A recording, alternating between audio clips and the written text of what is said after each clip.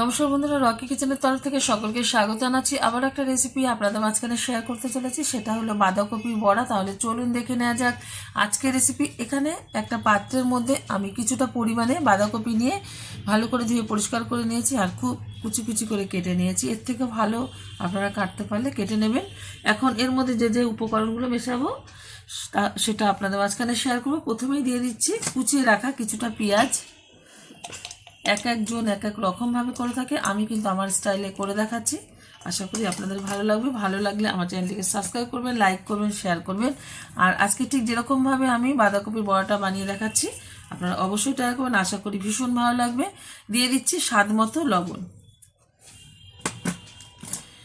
দিয়ে দেবো ভালো কালার আসার জন্য হাফ চামচ হলুদ গুঁড়ো, দিয়ে দিচ্ছি ভালো টেস্ট আসার জন্য সামান্য পরিমাণে একটু চিনি,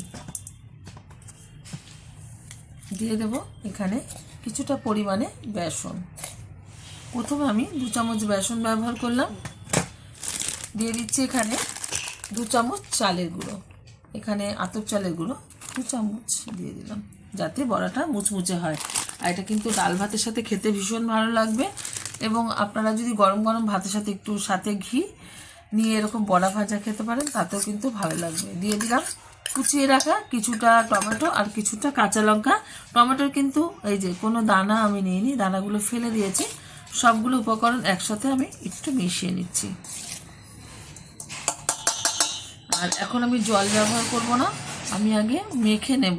যেহেতু বাঁধাকপি থেকে কিন্তু জল বেরোবে, সেই কারণে আগে থেকে আমি জল দেব না। ভালোভাবে মাখার পর যদি একটু জল লাগে তাহলে দেব।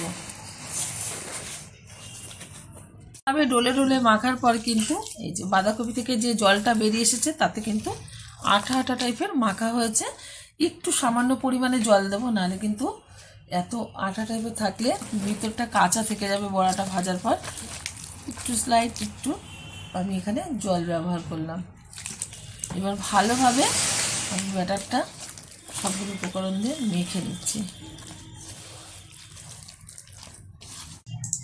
বাঁধাকপির বড়াগুলো ভাজার জন্য ওভেনে কড়াই বসিয়ে তাতে দিয়ে দিয়েছি বেশ কিছুটা পরিমাণে সাদা তেল। তেলটা হালকা গরম হয়ে গেছে।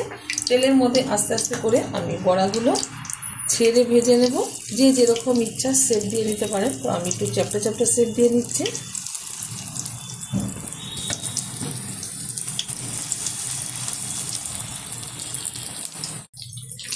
বড়াগুলো একটু উল্টে দিচ্ছি।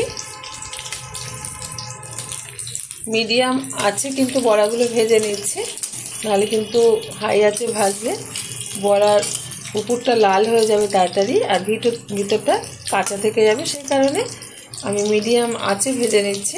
আপনারাও কিন্তু সেটাই করবেন। উল্টে পাল্টে ভালোভাবে ভেজে নেব। ভালোভাবে কিন্তু এই যে নেড়ে চেড়ে বড়াগুলো ভেজে নিয়েছি। এখনও কিন্তু অনেকটাই এই যে ভাজতে বাকি আছে, সেমভাবে ভেজে নেব। আর এই বড়াগুলো হয়ে গেছে, তুলে নিচ্ছি একটা পাত্রে। দেখা হবে পরের ভিডিওতে নতুন কোনো রেসিপি নিয়ে। ধন্যবাদ।